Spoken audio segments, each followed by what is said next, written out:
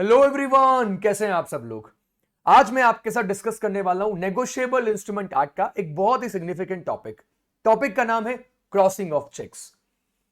इस टॉपिक में हम बात करेंगे कि नेगोशिएबल इंस्ट्रूमेंट एक्ट के सेक्शन 123 में क्या लिखा हुआ है, 124 में क्या लिखा हुआ है, जनरल क्रॉसिंग क्या होती है, स्पेशल क्रॉसिंग क्या होती है, ओपन चेक क्या होता है, क्रॉस चेक क्या होता है, अकाउंट पे क्रॉसिंग क्या होती है, एंड जनरल क्रॉसिंग और अकाउंट पे क्रॉसिंग में क्या डिफरेंस होता है। इन सारे एस्पेक्ट्स को हम आज के इस वीडियो में डिस्कस करने वाले हैं, तो इस वीडियो को पूरा देखिएगा। और अगर आपको कोई भी डाउट है क्रॉसिंग के बारे में तो इस वीडियो से आपको वो सारे के सारे डाउट्स क्लियर हो जाएंगे। तो चलिए टॉपिक को शुरू करते हैं और बात करते हैं क्रॉसिंग के बारे में।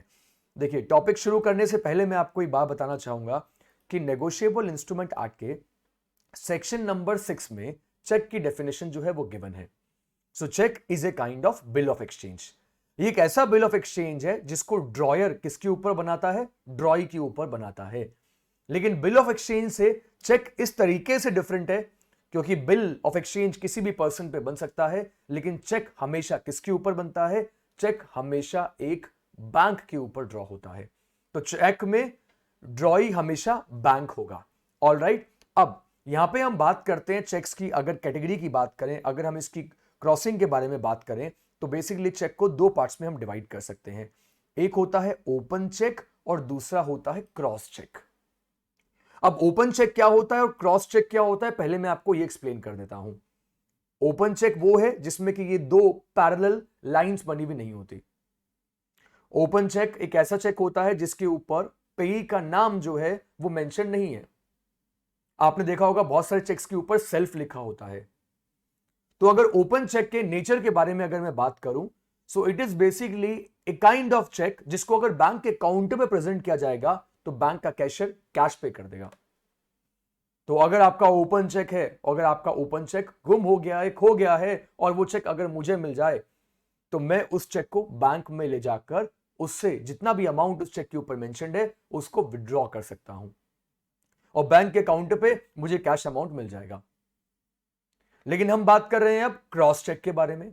सो क्रॉस चेक बेसिकली एक ऐसा चेक होता है जिसमें कि ये दो पैरेलल लाइंस बनी होती हैं और ये दो पैरेलल लाइंस बने होने की वजह से बैंक के काउंटर पे पेमेंट नहीं होता।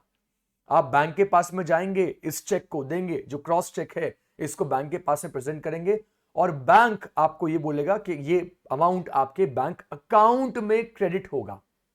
यानी कि बैंक के काउंटर पेमेंट ना होकर आपके बैंक अकाउंट में ये जो पैसा है, जो मनी है, वो ट्रांसफर हो जाएगा।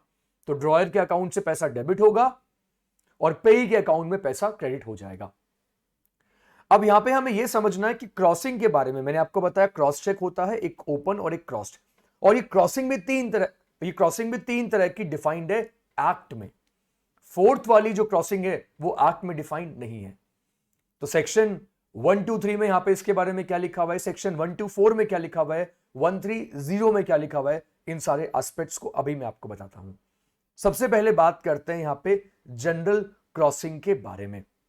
तो अगर मैं यहां पे आपको जनरल क्रॉसिंग के बारे में बताऊं, सो जनरल क्रॉसिंग बेसिकली एक ऐसी क्रॉसिंग है जिसमें कि देखो, जैसे कि फॉर एन एग्जांपल यहां पे नाम मेंशन कर दिया है और यहां पे क्रॉसिंग करके यहां पे दो लाइंस बनाकर एबीसी एंड कंपनी लिख दिया है। सो एबीसीएन कंपनी यहां पे लिख दिया है। फॉर एग्जांपल के लिए मैंने यहां पे एबीसीएन कंपनी लिख दिया है। अब इसका क्या मीनिंग है, अब इसका मीनिंग आप समझिएगा। अब इसका बेसिक मीनिंग यहां पे ये है कि अगर किसी चेक पे इस तरीके से क्रॉसिंग कर दी जाए, इस तरीके से अगर नाम मेंशन कर दिया जाए किसी फर्म का, तो यहां पे ये बैंक जिसके ऊपर एक चेक ड्रॉ हुआ है, यहां पे जो पेई है ये इस चेक को किसी भी बैंक को प्रेजेंट कर सकता है। इन शॉर्ट, अगर पेई का बैंक अकाउंट किसी भी बैंक में है, फॉर एग्जाम्पल अगर आप मुझे एक चेक दे रहे हो जिसपे एबीसी बैंक लिखा हुआ है, ये फॉर एग्जाम्पल के लिए मैं बता रहा हूं, और मेरा जो बैंक अकाउंट है वो पीक्यूआर बैंक में है, तो मैं अपने बैंक अकाउंट में जाऊंगा और अपनी बैंक की ब्रांच में जाकर मैं वो चेक प्रेजेंट कर दूंगा और फिर वो चेक मेरे बैंक अकाउंट में क्रेडिट कर दिया जाएगा। सो इस बात से कोई फर्क नहीं पड़ता कि आपका बैंक अकाउंट कौन से बैंक में है। बस जनरल क्रॉसिंग से इतना सा डिफरेंस क्रिएट होता है कि ये जनरल क्रॉसिंग करने के बाद में आपको बैंक के काउंटर पे कैश पेमेंट नहीं होगा।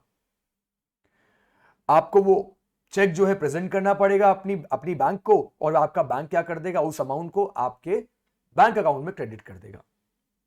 ऑल राइट, अब बात करते हैं किसके बारे में। तो ये जो जनरल क्रॉसिंग है ये सेक्शन 123 में गिवन है। जनरल क्रॉसिंग के आपने बहुत सारे केसेस नॉर्मली आप देखते हो, लेकिन अभी आप सोच रहे होंगे कि हम तो अकाउंट पे ही क्रॉसिंग देखते हैं, हम जनरल क्रॉसिंग तो देखते ही नहीं है। मैं उसका भी अभी आपको आंसर बताने वाला हूं, आपका ये डाउट भी अभी मैं क्लियर करने वाला हूं कि आप अकाउंट पे ही क्रॉसिंग देखते हो, जनरल क्रॉसिंग आपको देखने को इतना पॉपुलर नहीं है, देखने को नहीं मिलती है। तो इसका भी डिफरेंस अभी मैं क्लियर करने वाला हूं, लेकिन उससे पहले बात कर लेते हैं स्पेशल क्रॉसिंग के बारे में। अब ये स्पेशल क्रॉसिंग किस तरीके से काम करता है। स्पेशल क्रॉसिंग में दो पैरेलल लाइंस बनाकर उसके बीच में बैंक का नाम स्पेसिफाई कर दिया जाता है। जैसे कि आप इस एग्जांपल में देख रहे हो XYZ बैंक लिखा हुआ है, तो यहां पे क्योंकि XYZ बैंक स्पेसिफाइड है, तो वही सिचुएशन में मान लीजिए इस एग्जांपल में अमर यहां पे एक पेई है जिनको वो चेक मिला है, जो कि इस चेक के बेसिकली बेनिफिशियरी हैं। तो अमर अब इस चेक को लेकर कहां जाएंगे, XYZ बैंक में उनको जाना पड़ेगा, और इस बैंक में जो उनका अकाउंट है उसमें वो पैसा उन्हें रिसीव होगा। Now you must be thinking कि सर अगर मिस्टर अमर का XYZ में बैंक अकाउंट नहीं हुआ तो वो अपना अकाउंट यहां पे ओपन करवाएंगे, क्योंकि यहां पे चेक बनाने वाले ने, हो सकता है कि चेक बनाने वाले ने स्पेसिफाई कर दिया हो। तो स्पेशल क्रॉसिंग में कलेक्टिंग बैंक जो है उसका नाम यहां पे स्पेसिफाई कर दिया जाता है। दो पैरेलल लाइंस बनाई और दो पैरेलल लाइंस बनाकर फिर यहां पे कलेक्टिंग बैंक का जो नाम है उसको स्पेसिफाई कर दिया गया। और इसके बारे में फिर कहां लिखा हुआ है, इसके बारे में सेक्शन 124 में लिखा गया है। तो इसलिए इसे कहा गया है स्पेशल क्रॉसिंग। अगर जनरल क्रॉसिंग है तो किसी भी बैंक में जहां भी आपका अकाउंट है वहां पे आप इस चेक को प्रेजेंट कर सकते हो, लेकिन स्पेशल क्रॉसिंग में बैंक का नाम स्पेसिफाइड है। अब बात करते हैं तीसरी क्रॉसिंग के बारे में, which is not negotiable crossing. अब नॉट नेगोशिएबल क्रॉसिंग में क्या लिखा होता है, तो नॉट नेगोशिएबल क्रॉसिंग में दो लाइंस बनी होती है और उन दोनों लाइंस के बीच में लिखा होता है नॉट नेगोशिएबल। दो लाइंस यहां बना दी गई है, उनके बीच में नॉट नेगोशिएबल लिख दिया गया है। इसका यह मीनिंग बिल्कुल भी नहीं है कि ये चेक नेगोशिएट नहीं हो सकता। यस, ये चेक नेगोशिएट हो सकता है, और इसके बारे में सेक्शन 130 में लिखा हुआ है। 123 जनरल क्रॉसिंग का, 124 स्पेशल क्रॉसिंग का, और 130 जो है वो नॉट नेगोशिएबल क्रॉसिंग की बात करेगा। अब आप सोच रहे होंगे कि ये चेक जब नेगोशिएट हो सकता है तो फिर इसको हम नॉट नेगोशिएबल क्रॉसिंग क्यों कहते हैं। तो इसको अब मैं इस तरीके समझाता हूं। बेसिकली ये होता तो नॉट नेगोशिएबल लिखा हुआ है यहां पे, इसका नेचर भी सेम है, लेकिन इसका मीनिंग ये होता है कि जो ट्रांसफरी का टाइटल होता है, ट्रांसफरी का टाइटल ट्रांसफरर के टाइटल से बेटर नहीं होता। तो ट्रांसफरी का टाइटल ट्रांसफरर के टाइटल से बेटर कैसे नहीं होता, इसको समझाने के लिए एक एग्जांपल मैं आपको देता हूं। मान लीजिए एक पर्सन ने एक चेक ड्रॉ किया, चेक पे अमाउंट फिल कर दिया, चेक पे अमाउंट फिल नहीं किया, अपने साइन कर दिए, और वो चेक किसको दे दिया, वो चेक दे दिया अपने क्लर्क को, और अपने क्लर्क को बोला कि हमारी कंपनी जो सर्विसेज लेती है जिन लोगों से, उनको पेमेंट करनी है, तो आप इस चेक पे अमाउंट फिल कर सकते हो। और क्लर्क को एक स्पेसिफिक अथॉरिटी थी कि वो कितना मैक्सिमम अमाउंट उस चेक के ऊपर फिल कर सकता है, और ये भी अथॉरिटी थी कि वो पेई का नाम भी फिल कर देगा। तो बिजनेस ओनर ने साइन करके अपना चेक अपने क्लर्क को दिया है, और किस पर्पस के लिए दिया है, ताकि बिजनेस की पेमेंट वहां से हो जाए। अब क्लर्क ने क्या किया, अपने एक पर्सनल पेमेंट को करने के लिए, क्लर्क को अपना एक पर्सनल पेमेंट करना था, तो उसने क्या किया, चेक के ऊपर एक अमाउंट फिल कर दिया जो उसकी अथॉरिटी से ज्यादा था। और अमाउंट किसका फिल किया, अपने पर्सनल क्रेडिटर का नाम उसने फिल कर दिया, और क्रेडिटर को वो चेक हैंड ओवर कर दिया। तो बाद में जब मैटर कोर्ट में जाता है तो कोर्ट कहता है कि जिसका चेक था, यानी कि चेक का जो ड्रॉयर था, उसकी कोई लायबिलिटी नहीं आएगी। रीजन वॉज कि जिसने चेक के लिए केस फाइल किया है वो यहां पे कौन है, ट्रांसफरी, और उस ट्रांसफरी को जिसने चेक दिया था, यानी कि जो क्लर्क था, वो था ट्रांसफरर, और ट्रांसफरर के पास में ये अथॉरिटी ही नहीं थी ये अथॉरिटी ही नहीं थी कि वो चेक किसी और को दे, अपनी अथॉरिटी से बियॉन्ड जाकर चेक का अमाउंट फिल करे। इसलिए जो राइट ट्रांसफरर के पास में नहीं है वो सेम राइट यहां पे ट्रांसफरर को भी नहीं मिल सकता। तो अगर ट्रांसफरर का टाइटल डिफेक्टिव है नॉट नेगोशिएबल क्रॉसिंग में, तो फिर ट्रांसफरी का टाइटल भी क्या होगा, वो भी डिफेक्टिव होगा। और ये फिर प्रोटेक्शन देता है किसको, ये फिर प्रोटेक्शन देता है ड्रॉयर को। तो आपको ये बात समझ में आई। तो नॉट नेगोशिएबल का ये मीनिंग बिल्कुल मत निकालिएगा कि ये वो चेक है जिसको नेगोशिएट नहीं किया जा सकता। ऑल राइट, चलो ठीक है। इसके बाद में हम बात करने वाले हैं, हमारी पे क्लिक करके आप मेरी अनअकैडमी की प्रोफाइल देख लीजिए और अनअकैडमी मुझे फॉलो कर लीजिए ताकि आपको बहुत सारे लेक्चर्स का एक बैंक एक ही जगह पर मिल जाए। ऑल राइट, चलिए अब बात करते हैं किसके बारे में। 3 तरह की क्रॉसिंग्स को हमने डिस्कस कर लिया। Now let's talk about the fourth crossing. अब फोर्थ क्रॉसिंग जो है which is account payee crossing. अब आप बोलते हो हमने तो सर सिर्फ अकाउंट पे क्रॉसिंग के बारे में ही आज तक सुना है, तो मैं बोलूंगा बिल्कुल ठीक है, आपने अकाउंट पे क्रॉसिंग के बारे में सुना होगा। और इसका सिंपल सा मतलब होता है, अगर अकाउंट पे लिख दिया है 2 लाइंस बनाकर, पैरेलल लाइंस बना दी चेक के ऊपर, अकाउंट पे ही लिख दिया, इसका मतलब ये जो चेक है ये किसी बैंक अकाउंट में ही डिपॉजिट होगा।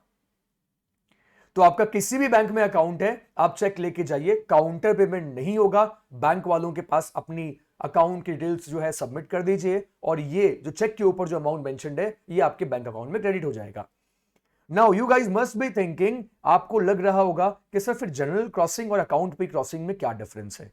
तो देखो, जनरल क्रॉसिंग और अकाउंट पे क्रॉसिंग में there is only one difference, बस एक ही डिफरेंस है।